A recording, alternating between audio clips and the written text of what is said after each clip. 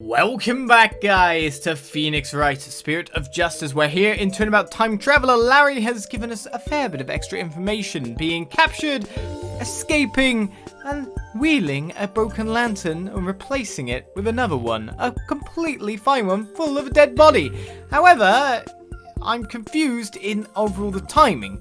Supposedly he rolled the broken lantern down, which would have been the one with the body in it, but it didn't have a body in it at the time, etc. It just seems like timing is all wonky. Considering the statement itself revolves around the broken lantern, I'm pretty sure I'm presenting this as like a rebuttal, but still.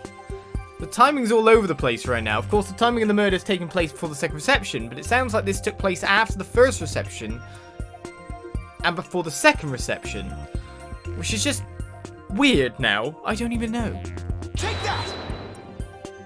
The music stayed, but I think we're right. Is that? Yes, it's the broken lantern, Your Honor. Mr. Butts, what you're saying doesn't make any sense at all. Is this why I'm so confused? What? Why not? You swapped the lanterns before the reception began, right? Yeah, that's what I said, isn't it?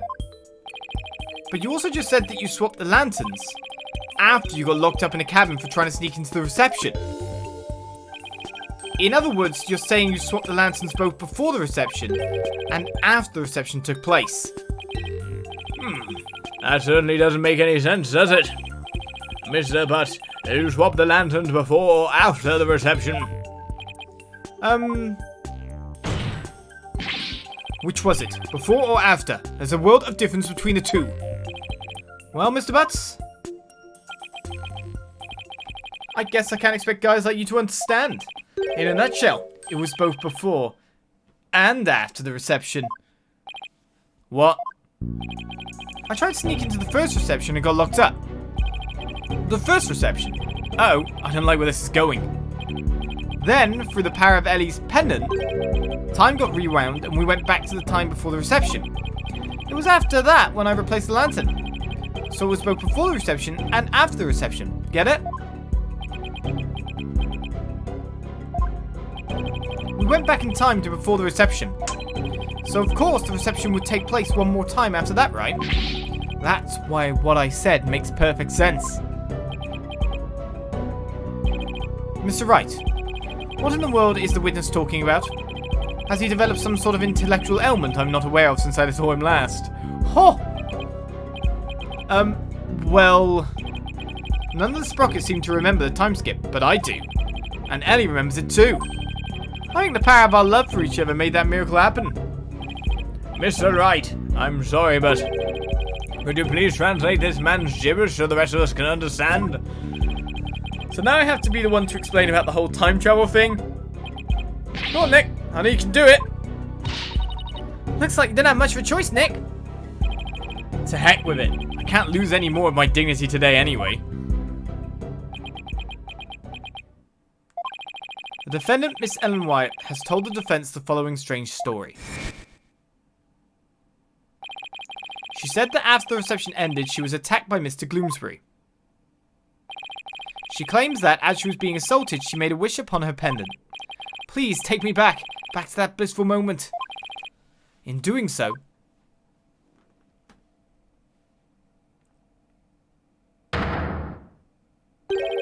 time apparently rewound itself to just before the reception began. It what? I know it's hard to believe, but think about it this way. Through the power of the pendant, both Ellen Wyatt and Larry Butts experienced time travel. What? What?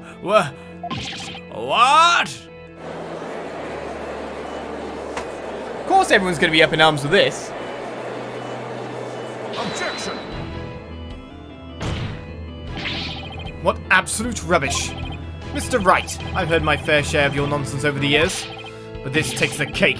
Have you thoroughly lost your mind? Objection! This is simply the conclusion I came to, using that logic ability you love so much. What? The truth of the matter is, the future president of Sprocket Aviation, Soren Sprocket, has been researching time machines. So, what if a time machine has already been successfully created? And what if that's one of Sprocket Aviation's top secret inventions? A time machine! Yeah, I even saw something while we were time traveling. I saw a pterodactyl flying through the sky. Maybe the airship was set to travel through time for their honeymoon trip. What? A pterodactyl? Objection! You can't possibly have any evidence to back up your ridiculous time travel story. Well, as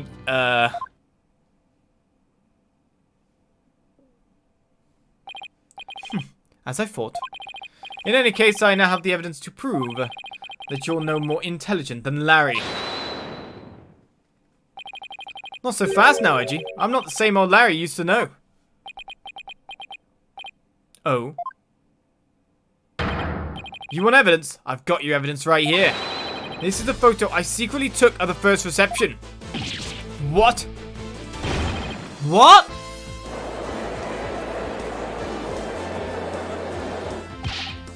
Larry, I can't believe you. Well, anyway, good job. If we compare the photos of the first and second receptions and can find a difference, then we'll be able to prove that the reception was held twice. But do you really think such a difference exists? Yes, Your Honor. I just need some time to find it for you. This is preposterous. Very well. Please show the court what's different then. This is proof positive that the wedding reception was held twice. Sorry, I'm not the judge. Right, so compare the photos you want us to do. So let's do that first of all. And there you go. Two photos on display from different angles, I would say. Red is one bouquet, yellow another. What an interesting fact. What an interesting thing to see. Could this be a trick of the lights? Maybe a bouquet half and half? I don't know, but that's all I need right now, right?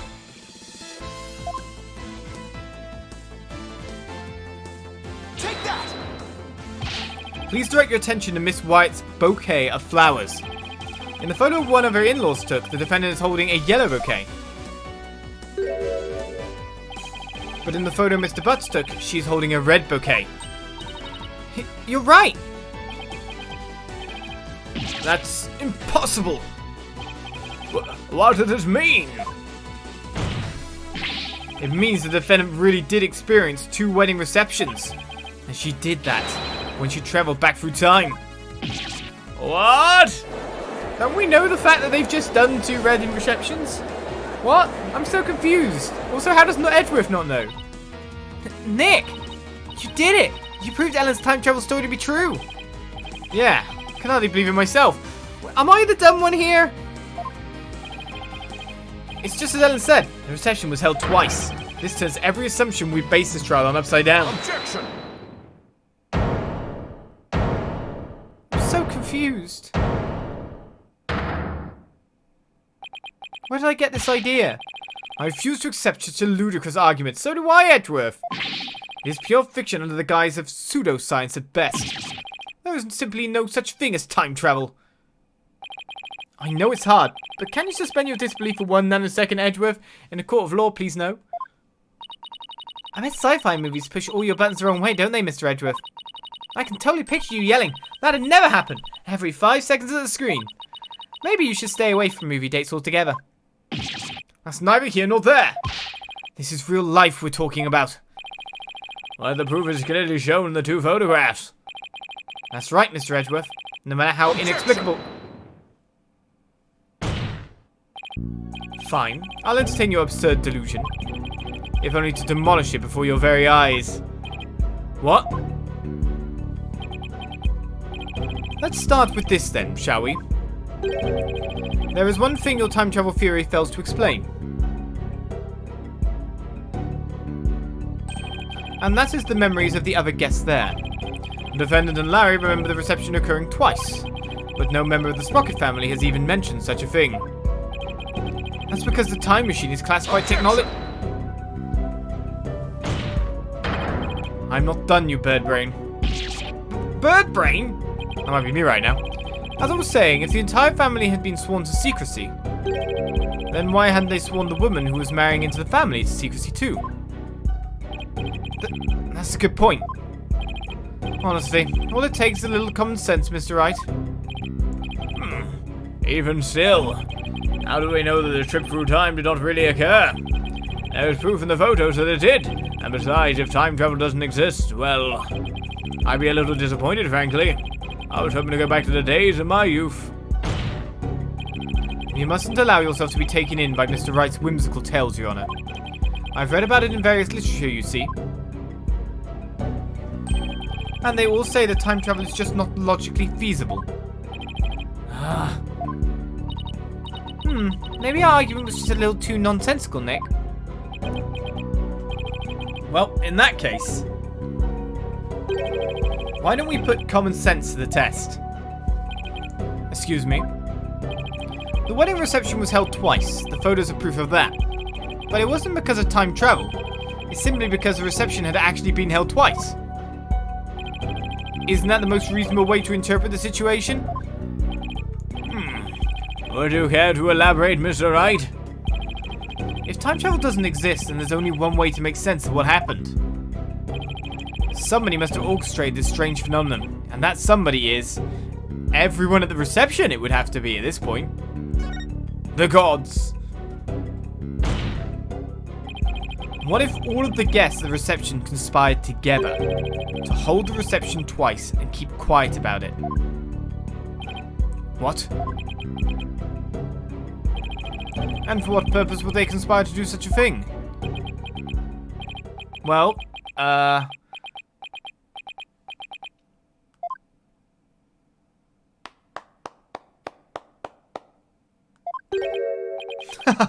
brilliant deduction defense. Hello. I can tell that you are not a renowned lawyer for nothing. I must say I underestimated you. How so, Mr. Nickety? You have managed to name each event precisely as they happened. You have revealed it all to the light of day. Then that means... It was us. We orchestrated the whole thing. Yes, the reception was held twice. But not because of time travel. No. We simply held it a second time. What? Wait, this was new information? Why? Why would you do such a thing?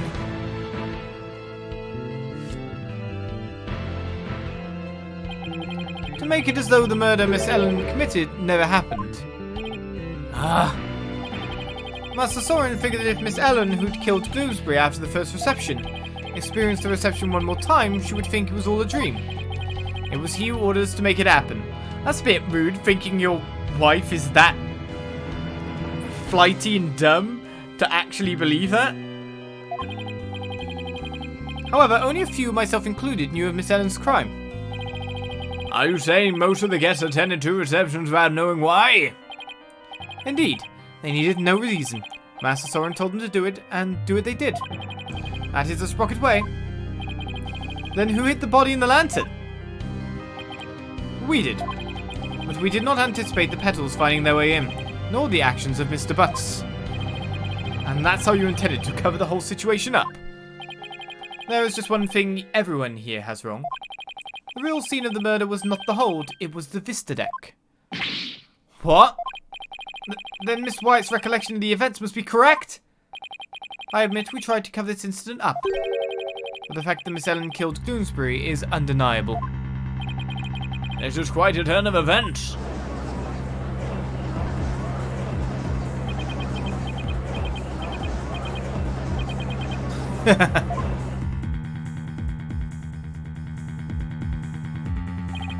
And so it appears we have arrived at the truth at last. Now. Please do feel free to travel back in time, Mr. Wright, and attempt to do this trial over again. Go on. Let's not get hasty, Edgeworth. I bet you can't do it. I bet I can't either! Your Honor, we will have to hold a separate trial for the cover-up conspiracy later. But as far as this case goes, I believe we are ready for your ruling. Objection! Just before the defendant lost consciousness during her attack, she said she saw someone strike the victim. This possible that this third party is the true culprit. Objection! You still want us to believe the defendant's words? Perhaps you've lost more than your touch during your time abroad. This third-person nonsense is nothing but rubbish, and you know it. Objection! But by the same token, how can we trust those who conspired and lied to fool this court of law? For all we know, they might still be hiding something. You never know when to quit, do you? Now, calm down, both of you. In any case, there isn't enough trustworthy information yet for me to render a verdict. I suggest we continue the trial after both sides have investigated the matter further. Very well, Your Honor. Phew, that was close. Mr. Nickety, as for you and your cohort's attempt to cover up this crime, your case will be brought to a separate trial following the resolution of this current one. Understood, Your Honor. Well then, this concludes today's trial. Court is adjourned. Obstruction of justice much? That's like a proper scandal for their family, isn't it? I just don't know anymore.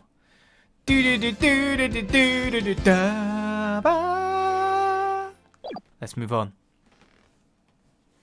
My timing was impeccable.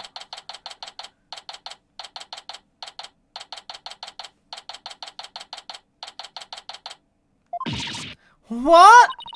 So the whole time traveling thing was just a ruse put on by the guests at the reception? Looks like it. I knew there had to be some kind of trick to it. Wow, 2 wedding receptions. Can you imagine? I wonder how much that must have cost them. I have no idea. It's on company property, it's probably not that much. I don't know. But if you had to ask, you're not rich enough to want to know. Still, if you've got the money, it's a pretty good way to cover things up if you ask me. You got that right. I'm sure I would have been completely fooled. Hi, I'm back. Hey, Maya. Are you all set to go? Yep. Ready when you are. So, what should we start with? Let's start with reviewing what we learned at the trial. What Ellen thought was time travel was really just a performance put on by the Sprockets.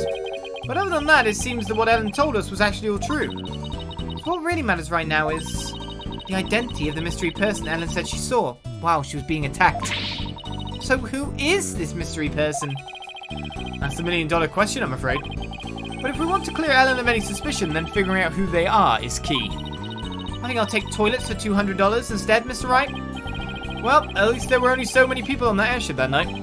And we know who the mastermind of the whole cover-up plot was too, so that's good. You mean the groom, Soren Sprocket, right? Exactly. He might know something that could help us out. So then, what am I doing here? I'm a very busy man, you know. Well, all the other people involved are Soren's family members, so I thought I'd better start by interviewing you. Even if I probably shouldn't trust a word out of your mouth. Oh man, I have a really tight schedule, but... ah, heck, what are friends for, right? Okay, pal, go ahead, ask me anything. You do remember it was you who came to me for help in the first place, right? Let's talk about the incident then, Larry. I want to go over exactly what happened, when, before I step outside this office again. Since you were there, Larry, do you think you could help me get it all straight in my head? If I gotta. Okay, so the first reception was held at 7 PM on the day of the incident. That's the one you tried to crash, right? Oh, yeah, that's right. And then they locked me up in a cabin. It was awful, I tell you. Too bad we're not here to focus on you, Larry. And then the incident occurred after this first reception around 10 PM. Ellen was attacked in the reception hall by Gloomsbury. He forced her out onto the Vista deck and was just about to kill her. But Ellie fought back and ended up killing old Gloomsbury instead. To cover it up, the family quickly threw together a second reception. That's what Edgy is claiming anyway. But I know my Ellie didn't do it. The key point here is the mystery person Ellen said she saw strike Gloomsbury just before she passed out. Did you see anybody suspicious skulking around that day? Nope, not a soul, because I was locked up in a cabin at the time. You managed to escape and sneak back into the reception hall. That's when you switched the lantern in the event hall with the lantern in the hold, right? Did you see anybody then? Nope, the place was completely deserted. I guess because that Pierce Butler guy had everyone gathered together somewhere. That makes sense. He must have been going over the cover-up plan with them. So clearly the murder had already happened by the time Larry got out. They must have gotten everything ready fast and had the second reception soon after that. And after that second reception, Ellie went to clean up the reception hall. And as luck would have it, that's when she found the body in the lantern I brought up. I tried to do something nice for Ellie out of the goodness of my heart, and this happened. We still don't know exactly what happened during the actual murder itself. We'll just have to look into it, along with the identity of that mystery person. So the cabin next. The cabin you were locked inside. So while the murder was taking place, you were locked up in a cabin. Did you see anything unusual while you were in there? In the cabin? Let's see. Well, there was that pterodactyl flying through the sky. That's pretty unusual. Oh right, that drawing of that pterodactyl you saw. What's with all the air quotes? I really did see it, I swear. But Larry, the time travel thing never actually happened. Which means you couldn't have seen a real pterodactyl flying through the sky. Oh. Are you doubting the eye of a super popular picture book author? No, I'm just sure you saw something else and mistook that for a flying reptile. Nick! You're making me doubt my own eyes! Now I'm not even sure what I saw! Doubt everything. Trust no one, not even your own eyes. A drawing Larry made. He probably mistook something for what he claims the pterodactyl in this picture. Either way, you have no idea what actually happened at the real scene of the murder. That's right, and I can say that with every confidence. Oh wow, would you look at the time? I better go. I have a book signing to get to. A book signing? Whose book? Who do you think? It's mine, of course. It's a Loris Dunim's book signing. I bet you went around and begged a bunch of bookstores to let you do one. Of course not. They're the ones coming around to beg me. Looks like I guessed right. Anyway, I have to go. I'll send you 10 copies of my new book that just got released the other day, alright? 10? That's very generous of you. What are you talking about? I'm gonna send you the bill too, of course. Just put them down as office expenses or something. Well, see ya. Wait, Larry, we don't need... Ah, he's gone. I'll take a copy, boss. Oh, and make sure it's signed. Oh boy, Susie's not gonna like this office expense. There goes our first lead. What do you want to tackle next, Nick? Right, we should really hit the streets now, huh? How about we go see Ellen? Sounds good, boss. I bet I can cheer her up. I thought you were going to help Trucy with her magic show again today, Athena. Were you supposed to go meet her right about now? Trucy said she was going to practice a new trick on you, if I recall. On me? Really? Trucy's show is an important source of income for our agency, you know. You can leave the case to us, so you go ahead and run along now. But, boss! Off you go, Athena. No! I don't want to die! We'd better get going too, Maya. Okay. It seems to me that we're keeping Athena well away from the case so we can do this as traditional as humanly possible. Maya! Any ideas?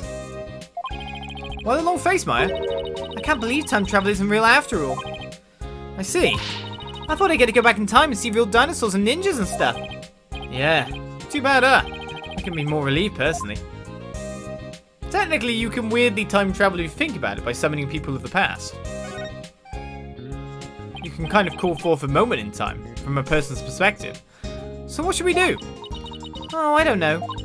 I mean, shouldn't we just keep investigating stuff or something? She's really lost that spark. Ever since I proved that time traveling wasn't real in court today. Is that what you proved? No one else proved it. Common sense didn't prove it. Let's go to the mooring deck. Oh, no one's here? Okay, where am I going first when I think about it? Not the foyer. Nope. We just walk into the house and then just walk straight back out again. It's completely normal behavior, right? So there's no one here. We can't even go up, so it must be the detention center first. I should have went down the list. so clean that you're being obscured by light now. Quit! Quit it! Oh, my poor sweet Soren. I wonder how he's getting along without me. Hello, Ellen.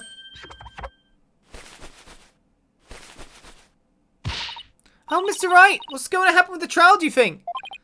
Well, first and foremost, we have to hurry up and find this mystery person you saw just before you passed out.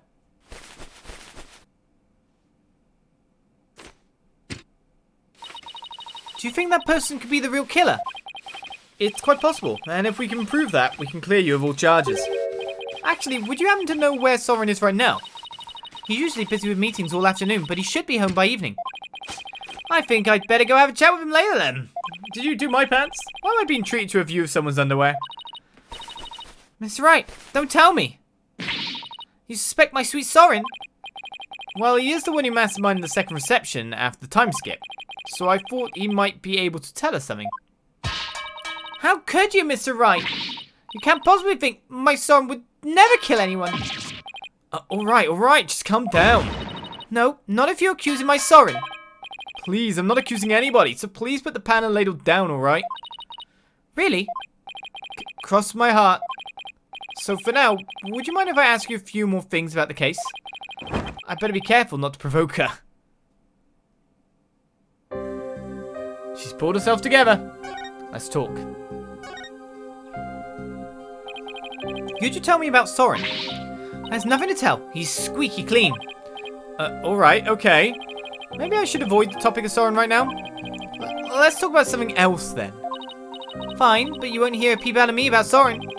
Talk about pulling teeth. Could you tell me about Pierce Nickety then? Pierce, he came to Sprocket Manor about a year ago. As the family butler, he's now in charge of everything in the household. Only a year ago? Did he have some kind of special connection with the family? I'm just a maid, so I'm not privy to such things, I'm afraid.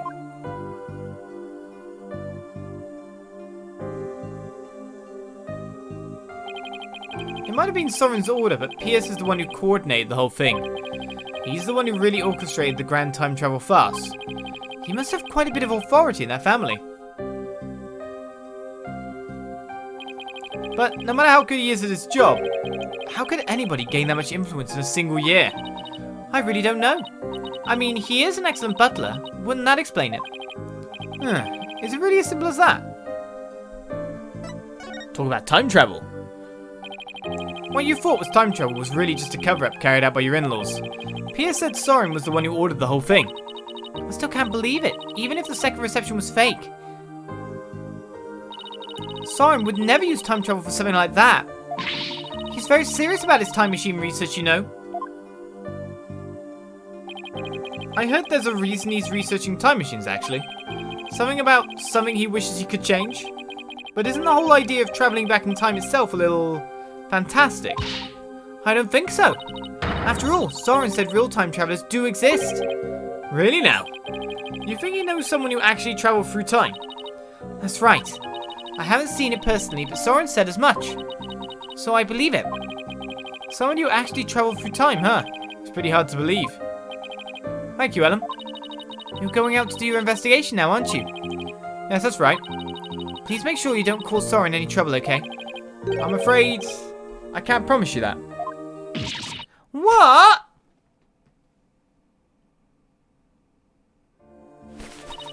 Please, whatever you do. Please don't upset my poor Soren any further. I'm begging you. I'll do my best not to cause him any unnecessary trouble. Oh, I couldn't bear it if Soren ever came under suspicion. I'd rather be found guilty myself! Ah! Yikes! Ellen, please, don't work yourself up like this. You don't want Soren to worry, do you?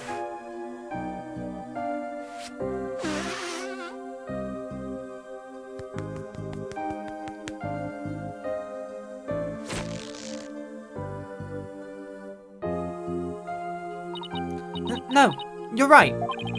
And the floodwaters recede once more. So what do we do now, Nick? Well, Ellen said Soren is usually in meetings until the evening, so let's save our house call until then. Why don't we go to the mooring dock and figure out our next move from there? Roger, Nick. See you then, Alan. To the mooring dock we go, but we will make our move next episode. We've got ourselves a little bit of a start of our second investigation, but more or less information is being withheld from us.